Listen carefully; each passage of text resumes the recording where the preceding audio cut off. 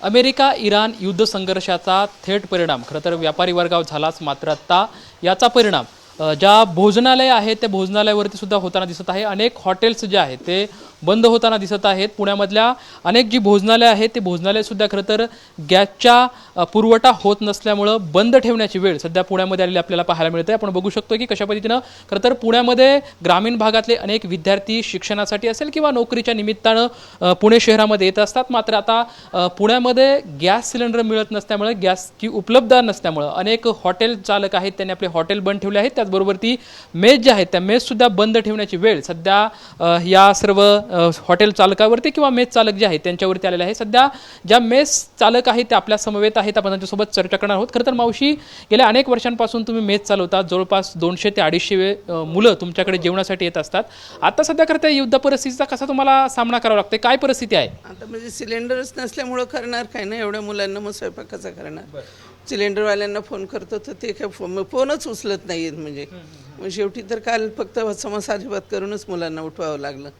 आणि आता तर असा विचार केला की शेगड्या आणून मग शेगड्यांवरच कोळसा आणून शेगड्यांवर कसं तरी करून मुलांची सोय करणार, त्याशिवाय पर्यायच नाही। हे लवकरात लवकर थांबलंच पाहिजे। बरं, गॅस घ्यायचं म्हटलं तर तो सुद्धा जास्त पैसे देऊन तो सुद्धा मिळत नाही।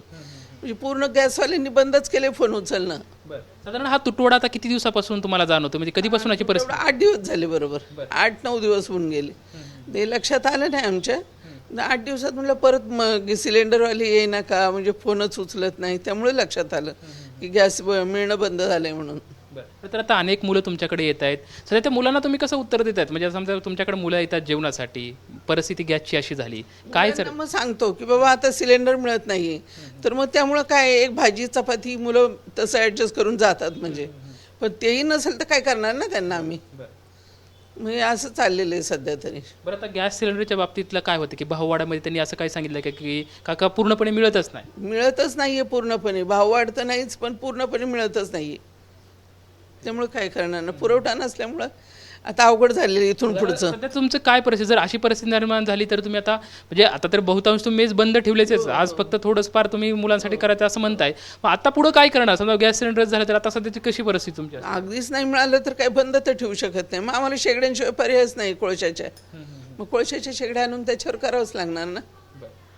ठीक आहे, एकत्रित आपण बघू शकतो की खरं तर या युद्धाचा थेट फटका आता पुण्यामध्ये सुद्धा बसताना आपल्याला पाहायला मिळत आहे। अनेक हॉटेल्स, म्हणजे बँगलोर असेल, मुंबई असेल, अशामध्ये अनेक हॉटेल जे आहेत ते बंद ठेवण्यात आले आहेत। त्याचबरोबर ते सध्याची परिस्थिती पुण्यामध्ये सुद्धा उद्भवताना आपल्याला दिसते। पुण्यामध्ये अनेक विद्यार्थी आहेत आणि या विद्यार्थ्यांना ज्या ठिकाणी जे भोजनासाठी जात आहेत याच्यामध्ये गॅसची उपलब्धता नसल्यामुळं अनेक ज्या भोजनालय आहेत ते सुद्धा बंद ठेवण्याची वेळ सध्या आता या भोजनालय चालकांवरती आलेले सध्या आपल्याला पाहायला मिळते। कॅमेरामॅन सुशांत राऊत सोबत लक्ष्मण जाधव, ट्यून इन मराठी, पुणे।